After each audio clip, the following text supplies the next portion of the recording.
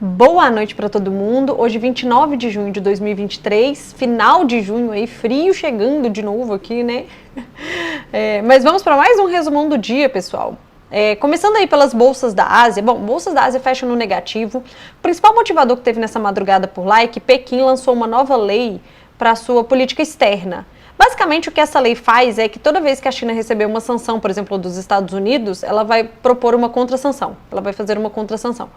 E aí acaba que, sim, tudo bem que China e Estados Unidos estão sempre um atrito um com o outro e tal, mas qualquer desconforto geopolítico entre países, o mercado não gosta muito, porque ele tem sempre uma expectativa de que aquilo pode se alastrar, se tornar algo pior, maior, enfim.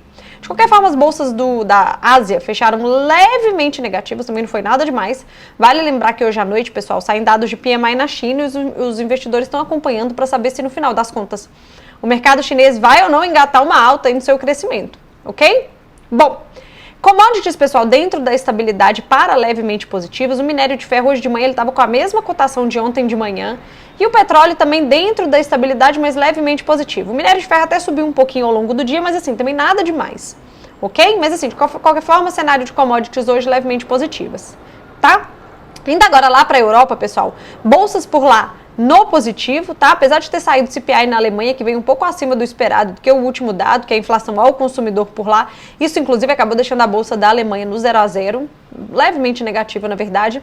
De qualquer forma, as bolsas por lá acabaram surfando a positividade que veio dos Estados Unidos e acabaram fechando levemente positivas. Sobre os Estados Unidos eu vou comentar com vocês agora. Bom, por lá, pessoal, hoje pela manhã saíram dados de PIB e pedidos iniciais de seguro-desemprego. Todos dois mostraram uma economia forte. O PIB veio 2% nos Estados Unidos, lembrando que era considerado aí era esperado aí um PIB de 1,4%, 1,6% e veio 2%.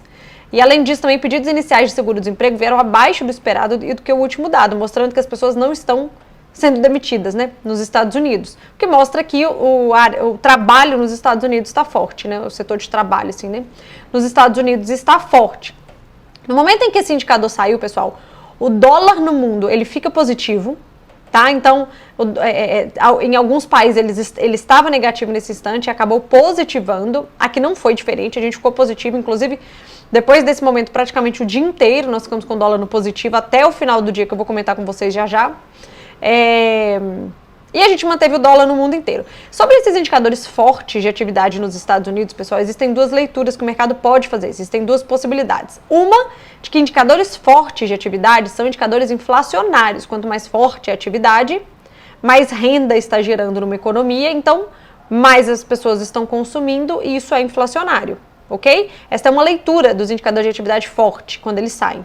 Uma outra leitura é, olha, mesmo num cenário de inflação de taxa de juros a 5% nos Estados Unidos, a economia americana está resiliente.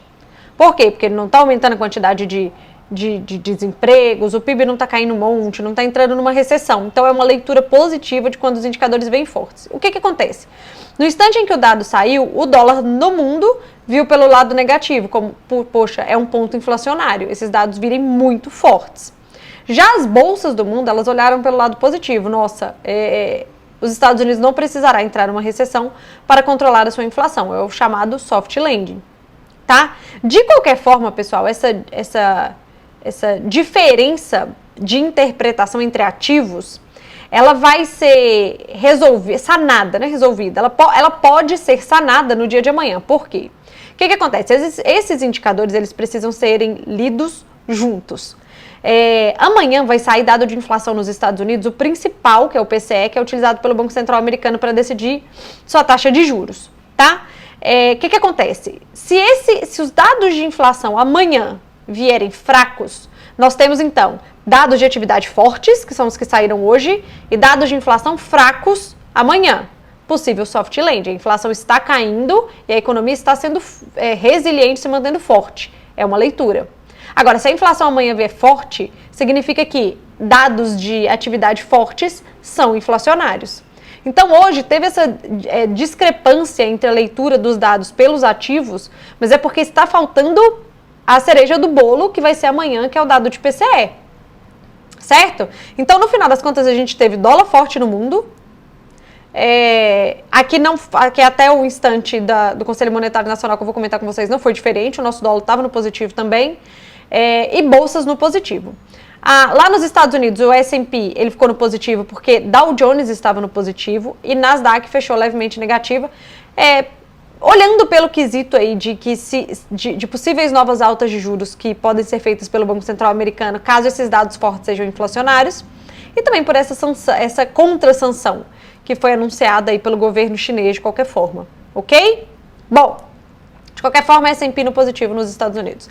Vindo aqui para o Brasil, pessoal, bom, por aqui a gente teve várias informações acontecendo ao longo do dia. Primeiro, o IGPM, que é a inflação do aluguel aqui do Brasil, e ela veio bem menor do que o esperado e menor do que o último dado. Ela veio deflacionária em 1,93%, tá? É um dado muito bom aí, é a maior deflação da história do Brasil, ou dos últimos não sei quantos anos, assim, é algo realmente expressivo.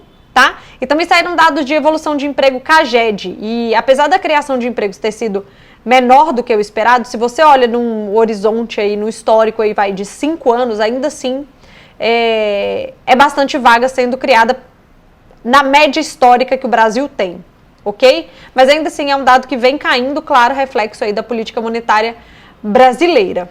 Ok? Bom, além desses dois indicadores que saíram aqui no Brasil hoje, também teve a reunião do relatório trimestral de inflação, que o Banco Central sempre faz. Para quem pode assistir, é uma aula de economia incrível. Primeiro tem toda uma apresentação do contexto mundial e do contexto do Brasil. O Banco Central brasileiro explica o porquê, tecnicamente falando, que ele tomou a decisão de aumentar ou não os juros, no caso do Brasil, de manter os juros. Então, assim, é realmente uma aula de economia. E depois da apresentação tem um momento de perguntas e respostas que os jornalistas fazem com o presidente do Banco Central brasileiro, Roberto Campos Neto. Nesse momento não teve nenhuma fala dele que mudasse o que o mercado já sabe, das expectativas de um possível corte de juros já em agosto, se os dados de inflação continuarem mostrando uma queda, enfim, mais do mesmo. Tá? Os jornalistas questionaram bastante ali em relação à ata e ao comunicado, eu assisti tudo, mas enfim, não trouxe nada que pudesse mexer muito aí com o mercado, ok? Por fim, pessoal, o drive do dia aqui no Brasil era a reunião do Conselho Monetário Nacional, que eu venho comentando com vocês. Então, uma reunião entre o ministro da Fazenda, Fernando Haddad, a ministra do Planejamento, Simone Tebet, e o presidente do Banco Central brasileiro, Roberto Campos Neto. Então, eles se reúnem em junho para decidir a meta de inflação do Brasil, para tomar outras decisões aí. O mercado estava ansioso em relação a esta reunião, e por isso hoje era o drive do dia isso aí, porque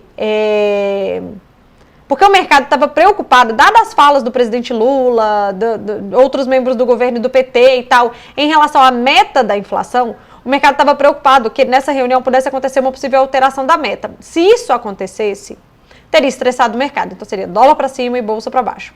Acontece que depois dessa reunião, o Fernando Haddad, o ministro da Fazenda, ele dá uma coletiva de imprensa e ele fala que a meta de inflação do Brasil foi mantida, eles não alteraram essa meta, foi mantida em 3%, com uma variação de 1,5% para cima ou para baixo, e o que foi alterado foi o horizonte de atuação do Banco Central. Porque hoje, bom, até ontem, na verdade, o Banco Central do Brasil, ele tinha que cumprir a meta de inflação em uma janela de 1 ano.